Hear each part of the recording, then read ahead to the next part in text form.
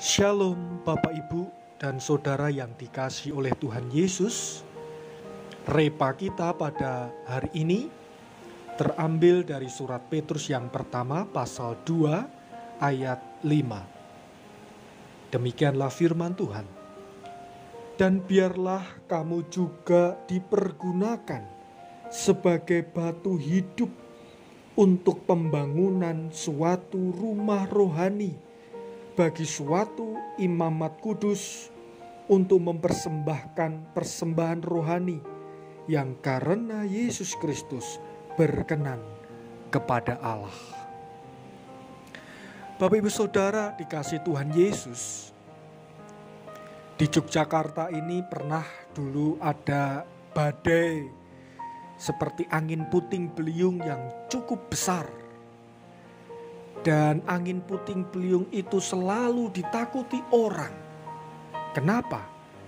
Karena angin puting beliung yang berputar membentuk spiral, angin yang membahayakan bagi siapa saja yang kena dengannya. Angin puting beliung yang luar biasa. Dan di sana banyak orang yang menjadi porak-poranda. Rumah menjadi hancur dan roboh. Orang-orang berserakan karena angin puting beliung itu.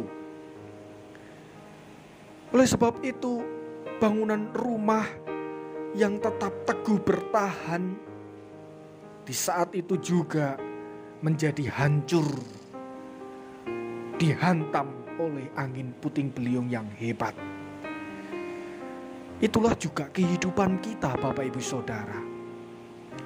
Angin kehidupan yang memporak-porandakan itu juga datang dan bisa menerjang, menghantam kehidupan keluarga kita. Bahkan kita sebagai orang beriman sekalipun, angin badai itu bisa memporak-porandakan kita. Apa saja itu?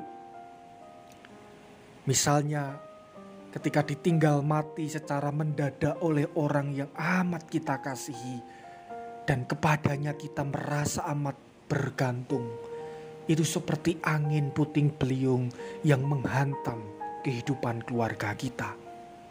Ketika ada anggota keluarga kita divonis dokter bahwa orang yang kita kasihi mengidap penyakit yang sudah parah, tidak bisa ditolong lagi, sehingga waktu kematian itu hampir dekat, seperti angin puting beliung yang menerjang kehidupan keluarga kita.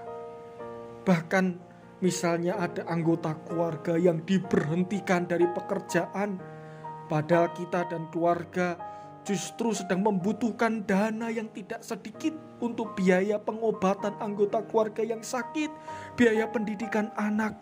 Itu seperti angin puting beliung yang menerjang kehidupan keluarga kita.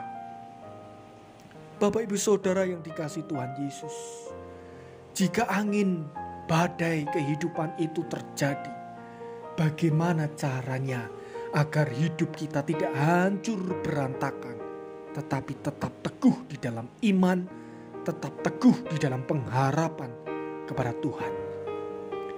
Kita belajar dari surat Petrus tadi. Surat 1 Petrus tadi memberikan sebuah jawaban kepada kita. Yang pertama, bahwa kita ini adalah batu-batu yang dipilih. Seperti halnya orang membangun rumah, dia memilih batu-batu yang ada. Tidak semua batu itu akan dipakai. Demikian juga Tuhan memilih kita, saya dan Bapak Ibu Saudara, dan kita bersyukur pada Tuhan karena Tuhan memilih kita untuk membangun rumah rohani, membangun keluarga kita, bahwa kita adalah batu-batu yang terpilih. Dan yang kedua, batu-batu yang hidup itu selalu didasarkan pada batu penjuru sejati, yaitu Kristus. Kristus menjadi dasar yang hidup, membuat kita tetap teguh berdiri. Prinsipnya sederhana.